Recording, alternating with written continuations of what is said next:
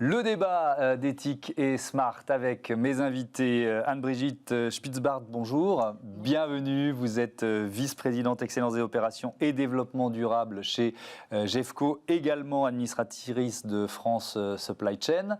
Bonjour Philippe Armandon. Bonjour Thomas. Bienvenue, directeur du Practice Excellence des opérations industrielles et directeur du conseil pour l'activité aéronautique et spatiale chez Soprasteria Next, qui est la marque de conseil en transformation digitale du groupe Soprasteria. Et puis avec nous, en visioconférence, j'espère que ça marche, Pierre-Yves Escarpit, qui est directeur général adjoint de Cdiscount, en charge de la supply chain et des systèmes d'information. Bonjour, vous m'entendez ? Très bien, bonjour. Ça marche, super. Vous êtes également directeur général de C-Logistique et Yann de Feraudy, le président de France Supply Chain, qui est resté évidemment à nos côtés. Voilà, on a déjà passé 1 minute pour donner tous vos titres. C'est un peu long, moi je suis juste présentateur de l'émission, qu'est-ce que vous voulez, j'y peux rien. C'est comme ça. Philippe Armandon, on devient sérieux. Pour commencer, peut-être redéfinir en quelques mots ce qu'est la supply chain, à quel point elle est stratégique. Eh bien, la supply chain, c'est un des domaines de l'entreprise où l'on gagne ou on perd de l'argent. Elle reprend l'ensemble des activités physiques et d'information qui permettent de tenir une promesse client. Et donc, vous avez là-dedans les flux d'approvisionnement, le manufacturing dans certains cas, les approvisionnements, vous avez la distribution, le transport et parfois les flux retours, c'est-à-dire toutes les opérations de service et de maintenance. Voilà, et on a vu à quel point elle était en première ligne. Cette expression qu'on a tous employée, elle n'est pas galvaudée là. Non, absolument. On a bien vu au cours de la crise récente qu'elle était redevenue sur le devant de la scène. Anne-Brigitte Spitzbart, quand on a préparé l'émission, on s'est évidemment un peu parlé de la réaction des métiers de la supply chain depuis plus d'1 an avec cette crise Covid. Vous dites on a la culture de l'exploit, ça veut dire quoi ça ? Ah oui, tout à fait. On a cette culture-là, en particulier chez GEFCO d'ailleurs, ça fait partie de l'ADN. Et c'est reconnu par nos clients parce qu'effectivement, on est dans des mondes où une partie de l'art consiste à prévoir, à anticiper, à faire des prévisions, à accorder des objectifs de vente et des objectifs financiers avec des capacités de production et des capacités de distribution. Et là, c'est dans un monde bien normé. Et le métier, c'est aussi de prévoir les aléas. Et parfois, les aléas se transforment en crises très importantes, comme on a pu le voir. Et c'est là où, en fait, au-delà de la prévision, qui est une des parties du métier de la supply chain, les équipes vont faire preuve de tout leur savoir-faire et de tout leur talent parce qu'il va falloir sauver la situation. Alors, l'aléa, c'est le camion en panne qui éventuellement va mettre l'usine automobile en arrêt de production parce que maintenant, vous savez qu'il n'y a plus de stock. Donc, le stock, c'est l'encours transport. Donc, si vous avez un problème de ce côté-là, ça peut vite devenir extrêmement gênant. Et puis après, vous avez des crises de type canal de Suez, de type Covid, où là, les équipes vont devoir mettre en œuvre toute leur ingéniosité, toute leur agilité opérationnelle, faire des ponts aériens, changer de mode de transport, faire sortir des pièces, s'adapter aux conditions sanitaires, s'adapter à des blocages soudains, coopérer tout le long de la chaîne, discuter plusieurs fois par jour avec le client et redesigner tout cela. Est-ce que la culture de l'exploit, il n'y a pas un petit risque aussi parfois ?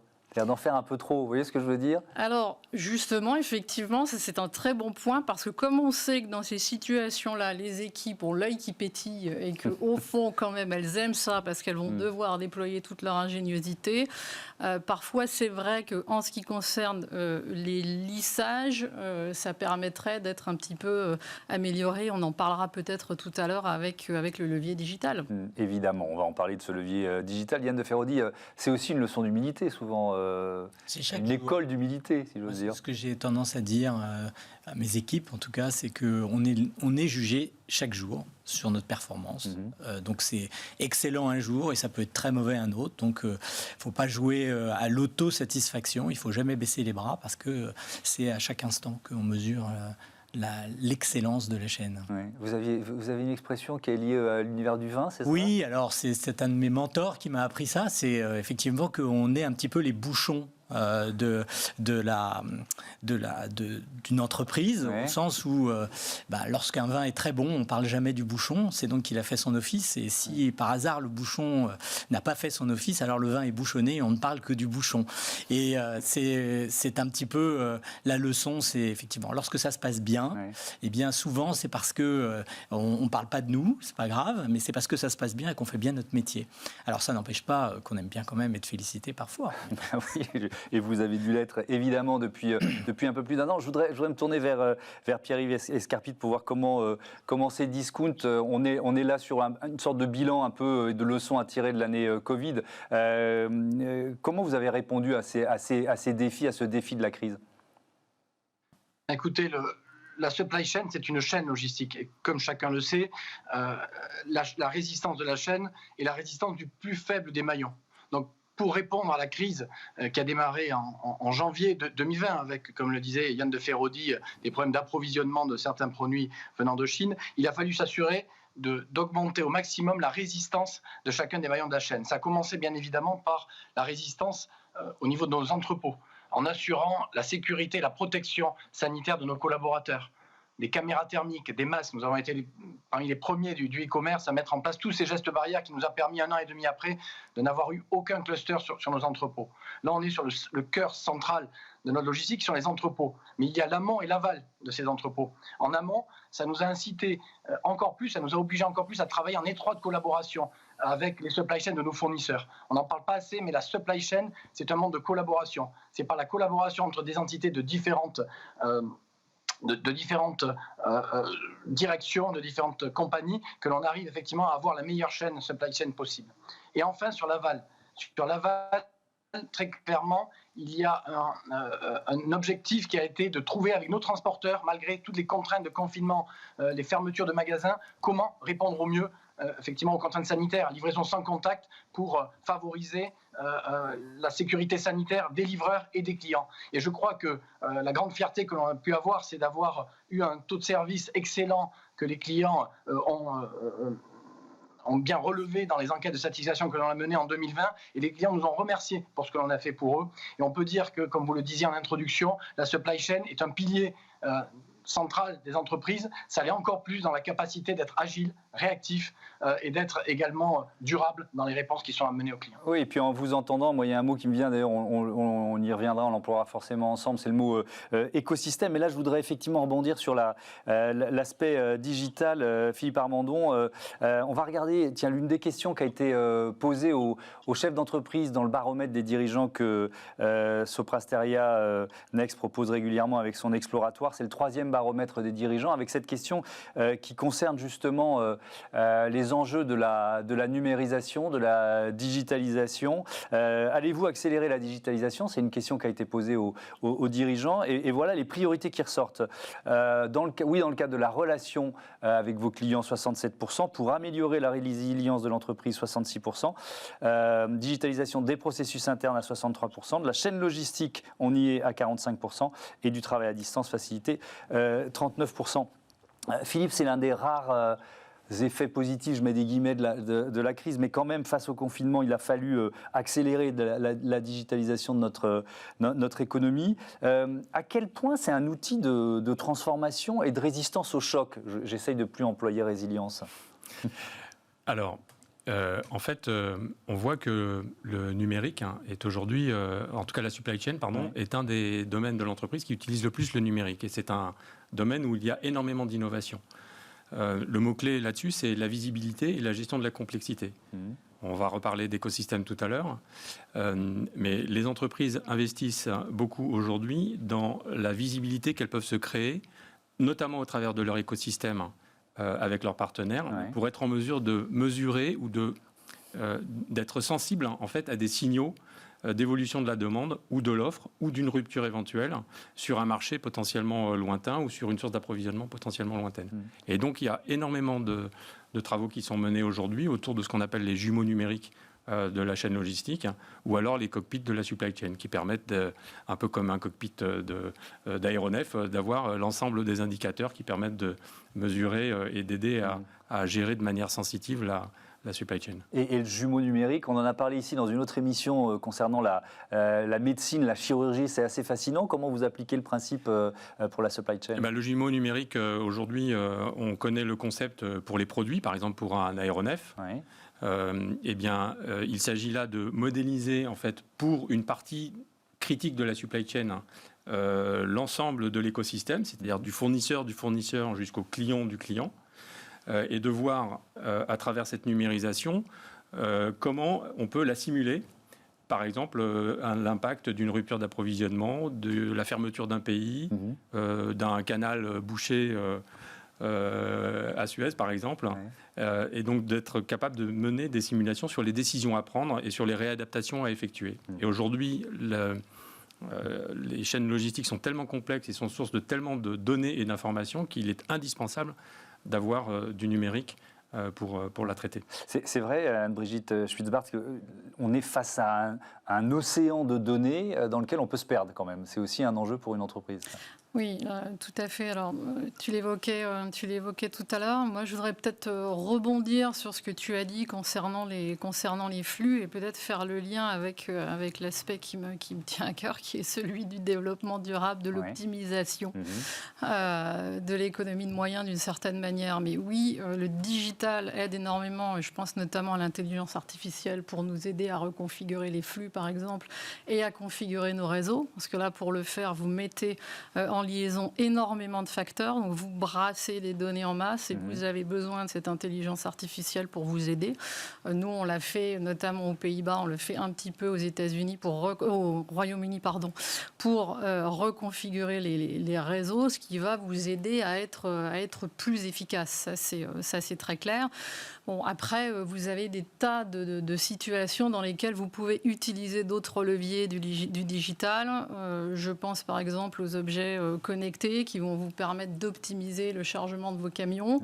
Moi, je vais parler pour la partie transport. On cherche tout le temps à optimiser absolument tout ce que l'on peut parce que les marges sont assez faibles. Là, vous allez pouvoir, avec des objets connectés, vraiment mesurer ce que vous mettez à l'intérieur du camion et en toute sécurité, optimiser un petit peu ce chargement. C'est chasser le vide, ne pas transporter du vide. On en parlera avec Pierre Scarpi tout à l'heure. Chasser le vide, c'est très important. Mais c'est vrai qu'on a une multiplicité vraiment de technologies qu'on peut utiliser dans énormément de sujets qui ont trait à l'optimisation de la supply chain.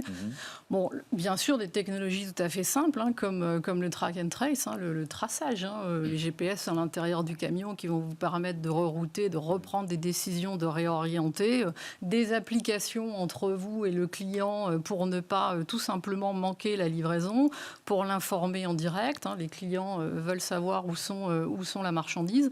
Donc ça, ce sont des choses qu'on utilise bien sûr et ça nous permet aussi de ne pas manquer les livraisons outre le problème de l'information. Et le lien avec l'impact environnemental ? Alors, c'est un autre thème important de l'émission. Il est très important parce que, et là encore, je parlerai pour la partie transport, parce qu'on peut parler de l'impact environnemental de la supply chain sur de nombreux sujets, mais je vais plutôt me concentrer sur celui-ci.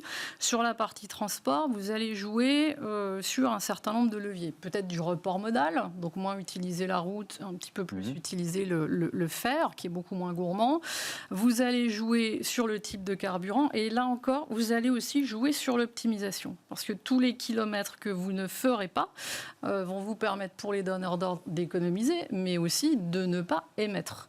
Donc le sujet de l'optimisation, le sujet qui va consister à empêcher les retours à vide des camions, parce que souvent vous chargez les camions, vous allez livrer et vous allez revenir à vide. C'est particulièrement vrai pour Paris, où France Supply Chain avait montré que 50 camions entraient dans Paris chargés, 45 en sortaient à vide. Donc vous voyez qu'on a encore une marge de progression à faire. Et nous, chez Jeffco, notamment, en 2019, on a acheté Chronotruck qui permettait de lier beaucoup plus facilement les moyens de transport et le fret. Alors bien sûr, là aussi, encore une fois, vous faites intervenir le digital. Ouais. Donc c'est une boucle. Ouais. Et alors, il y a effectivement la solution que propose Cdiscount pour chasser le vide. Pierre-Yves Escarpit, c'est votre robot. C'est quoi? C'est une machine à emballage 3D en quelque sorte. Comment on peut la décrire, cette machine? Exactement, c'est une machine d'emballage dite 3 dimensions. Ce sont des machines d'emballage de la société française Quadient, et nous avons une nouvelle machine de la société Panotech qui permettent effectivement d'ajuster la taille des colis à la juste taille des produits qui composent effectivement la commande. Comment ça se passe? Ça passe sous un portique où la hauteur, la largeur et la longueur des produits sont mesurés. Il y a une découpe en temps réel. C'est assez génial parce que grâce à ça, on réduit de moitié par rapport à des emballages manuels la taille des colis. Chaque année, on économise 10 000 camions sur les routes. On réduit de 30% notre consommation de carton. Et en expérience client, c'est top parce que le client ouvre son carton et il n'y a pas de protection, etc. Puisque c'est le carton lui-même qui fait office de protection. On a 6 machines aujourd'hui sur notre parc d'entrepôts. On a le plus grand parc en France et on a été précurseur en lançant ces machines et en faisant confiance à cette technologie dès 2016.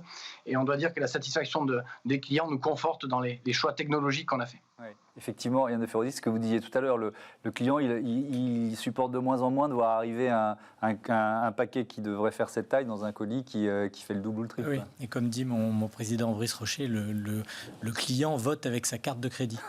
Et donc, il va ailleurs. Ouais. Et donc il fallait réagir. Et donc, oui, exactement. Ouais. Ça veut dire qu'on en voit de moins en moins, justement, de ces colis surdimensionnés?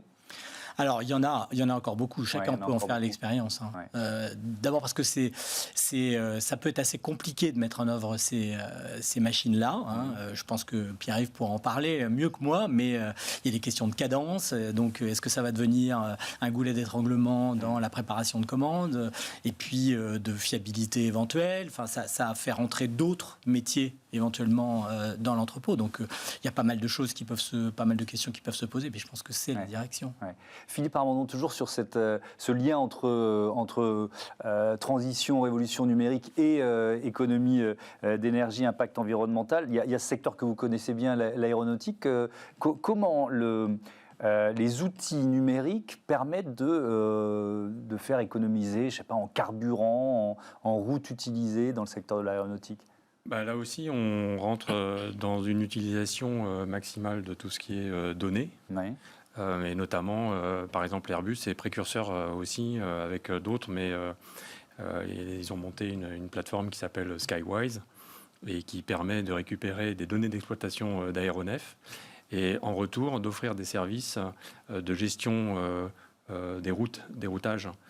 Des vols, d'optimiser le décollage ou l'atterrissage ou de faire de la maintenance prédictive de manière en fait à stopper les aéronefs pour de la maintenance à des moments où il y a plusieurs opérations de maintenance et pas chaque fois qu'il y en a une. Voilà. Donc toutes ces opérations-là sont rendues possibles grâce à une analyse des données. Et aujourd'hui, l'industrie aéronautique et spatiale, principalement l'aéronautique, est une de celles qui a le plus progressé depuis ces 25 dernières années dans les économies de carburant, dans les économies d'énergie et dans le coût au carburant par passager. Alors, cette capacité à résister au choc, à être plus efficace, à faire des économies et à réduire son impact, ça passe par un autre mot, et il nous reste 5-6 minutes, 7 minutes pour en parler, c'est le mot écosystème. Anne-Brigitte, pourquoi il est si important? C'est un peu une évidence quand on parle de la supply chain. Vous l'avez dit tout à l'heure, c'était quoi votre expression que j'ai trouvé très bien sentie, le fournisseur du fournisseur jusqu'au client du client, c'est ça? Bon, ben voilà, entre l'un et l'autre, il y a évidemment beaucoup d'intermédiaires. Oui, effectivement, Yann en a parlé, Philippe en a parlé. Je peux en parler aussi parce que on est toujours dans cette notion de chaîne, supply chain. Et la supply c'est écrit dessus. Voilà, c'est écrit dessus. Donc c'est vraiment du point d'origine jusqu'au point d'arrivée. Vous constatez que là-dedans, si on parle de résistance au choc, si on parle d'économie, d'optimisation, en fait, les acteurs sont vraiment ils sont menés à collaborer de manière extrêmement étroite. Alors bien sûr, on l'a vu vu pendant la crise, chacun d'entre nous y a fait allusion, pour reconfigurer les flux, pour établir les protocoles sanitaires client par client avec des demandes différentes. Cet écosystème aussi va fonctionner en ce qui concerne, j'évoquais les carburants tout à l'heure. On a un enjeu qui est quand même assez fort par rapport à la supply chain et par rapport au transport, avec en ce moment des innovations technologiques qui arrivent. C'est de changer de carburant. Exactement, changer de carburant. Pour le faire, bien sûr, vous avez un sujet infrastructure qui est en train d'être travaillé pour établir les stations pour le biogaz, par exemple, pour les chargements d'électricité, pour l'hydrogène un petit peu plus tard. Donc là, vous travaillez avec les pouvoirs publics, mais vous travaillez aussi avec les clients, parce que nous, on fait des tests dans le domaine automobile, dans le domaine des articles de sport, dans le domaine de la cosmétique, avec des clients qui s'associent avec nous justement pour tester ces nouveaux moyens avec des motorisations qui sont différentes, pour voir justement jusqu'à quel point on y arrive, est-ce que les flux sont les mêmes, par où est-ce qu'on peut passer. Vous ne pouvez pas le faire tout seul. Bien sûr, vous collaborez avec toute la chaîne et en particulier avec le client pour respecter un certain nombre de choses, mais pour ensemble être plus vertueux. Et là, c'est toujours du travail d'équipe avec le donneur d'ordre, avec le commissionnaire de transport et avec le transporteur, parce que là aussi se posent des questions. On pouvait être engagés ensemble sur des périodes relativement courtes. Si vous devez investir dans de nouveaux moyens, vous le faites ensemble, vous allongez la durée des contrats, vous travaillez peut-être un petit peu les tarifs, et bien sûr, vous devez impliquer l'ensemble des maillons de la chaîne sur ce type de changement. Oui, et on parle d'éthique dans cette émission, Yann de Feraudy, c'est d'autant plus compliqué qu'il y a d'intermédiaires. C'est-à-dire que respecter les critères, que ce soit des critères sociaux, des critères de conditions de travail, des critères d'impact environnemental, pour certaines entreprises, c'est un vrai casse-tête. Absolument. Donc ça suppose aussi de reposer sur un autre tiers de confiance qui va être éventuellement un auditeur respecté. Alors il y a des gens français en plus qui s'appellent EcoVadis par exemple qui aident pas mal de sociétés à faire ces audits sociaux, environnementaux et qui permettent en fait d'obtenir une note. Donc c'est un audit qui est assez léger au sens où il est déclaratif. Vous recevez comme une feuille Excel avec est-ce que vous avez un code d'éthique des affaires. Alors tout le monde dit bon, bien sûr, j'en ai un. Bon, est-ce que vous pouvez me le montrer? Et si, bien sûr, il est absent, alors ça fait 0. Bon, et ainsi de suite. Et donc, tout ça donc, tous les dires sont vérifiés avec des preuves objectives, et puis on obtient une note. Et c'est ainsi que, finalement, un certain nombre des acteurs dans l'économie, d'ailleurs, se prévalent d'être platinium, gold, argent, que sais-je encore, d'EcoVadis. Alors, nous, ce qui nous intéresse, par exemple, au Groupe Rocher, c'est de dire, en dessous d'un certain niveau, vous ne pouvez pas être fournisseur du groupe. C'est pas possible. Et donc, en dessous de cette note. En dessous d'une certaine note, vous ne pouvez pas être fournisseur du groupe. Et si un acteur avec qui on est en affaires depuis un certain temps vient à baisser, d'abord on se pose la question de savoir pourquoi, et ensuite s'il vient à passer ce seuil finalement, on dit vous avez 6 mois pour vous remettre dans le bon ordre, de façon à ce qu'on reste en affaires. Voilà, donc c'est un peu l'idée, c'est de rendre cette confiance avec un tiers. Donc ça peut être un tiers comme EcoVadis ou en utilisant d'autres méthodes de type, je pense à un gros mot qui s'appelle SMETA. Bref, c'est des méthodes d'audit. Là, vous m'avez perdu, mais c'est pas grave. C'est pas grave, voilà. Mais c'est surtout de dire aussi qu'il peut y avoir un tiers de confiance qui est d'ordre physique. Oui. Et demain, il pourrait bien y avoir des tiers de confiance d'ordre digitaux. Donc, de se dire, avec la blockchain, dont on se fait rabattre les oreilles par un certain nombre, c'est finalement cette façon de dire, ce qui s'est passé à tel ou tel endroit de la chaîne, je peux le mémoriser, je peux mettre un capteur relié dans une boîte, dans un conteneur, etc., qui va dire, voilà, ça a été transporté à telle température, c'est important pour les vaccins, ça s'est arrêté à tel et tel endroit, ça a mis tant de temps à arriver, c'est connecté immédiatement dans la chaîne, c'est relié, parce que la blockchain, c'est comme un livre de compte, et comme il y a beaucoup d'acteurs qui répliquent en fait cette transaction, entre guillemets, ça devient en quelque sorte le tiers de confiance, pour dire, voilà, ça s'est bien passé comme ça, et on peut dénouer, on peut payer, on peut faire ceci, faire cela. Alors, ça paraît simple comme ça. Il y a plein de gens qui font des tests d'ailleurs, qui fonctionnent à petite échelle. Ce qui est plus difficile, c'est de passer à une échelle très large. Mais ceci dit, la technologie progresse. Oui. À vous le mot de la conclusion, Philippe. Armando, on a parlé confiance, digitalisation évidemment, écosystème. Il y a peut-être un mot qui concentre un peu tout ça, et qui est le leitmotiv d'ailleurs de Sopra Steria Next, c'est le mot entreprise plateforme. Oui, alors l'entreprise plateforme, c'est effectivement une position que nous défendons, c'est une conviction forte autour de l'entreprise qui est conçue autour de la donnée et de la collaboration dans l'écosystème. Tout ça pour traiter les sujets qu'on a vus tout à l'heure, c'est-à-dire la visibilité et l'agilité. Et donc, schématiquement, ça pourrait être une entreprise qui se comporte un peu comme un être vivant ou comme une cellule d'un organisme et qui se met en connexion au travers du digital et de l'informatique avec ses partenaires pour gérer les flux, pour se reconfigurer, pour se réapprovisionner à d'autres sources d'approvisionnement et pour traiter ou offrir de nouveaux services. Alors ça a besoin de beaucoup de digital. Il y a également beaucoup de facteurs humains derrière tout ça. Il faut avoir aussi la conscience que cette collaboration est nécessaire dans l'écosystème et avoir stratégiquement envie de collaborer en tant qu'entreprise avec son écosystème. Et aujourd'hui, moi je maintiens que les supply chains qui seront compétitives dans l'avenir, ce sont celles qui sauront collaborer et qui sont éthiques. Merci beaucoup, merci à tous d'avoir participé à ce débat. Il est passé vite, ce qui est toujours bon signe. Je vous donne rendez-vous pour un prochain numéro d'Ethic et Smart. Voilà, merci à ceux qui sont ici, merci aussi à Pierre Scarpi qui était avec nous en vision conférence. C'était un plaisir de vous avoir. Voilà, je vous souhaite une très bonne fin de journée sur Bismart, la chaîne des audacieuses et des audacieux. Salut.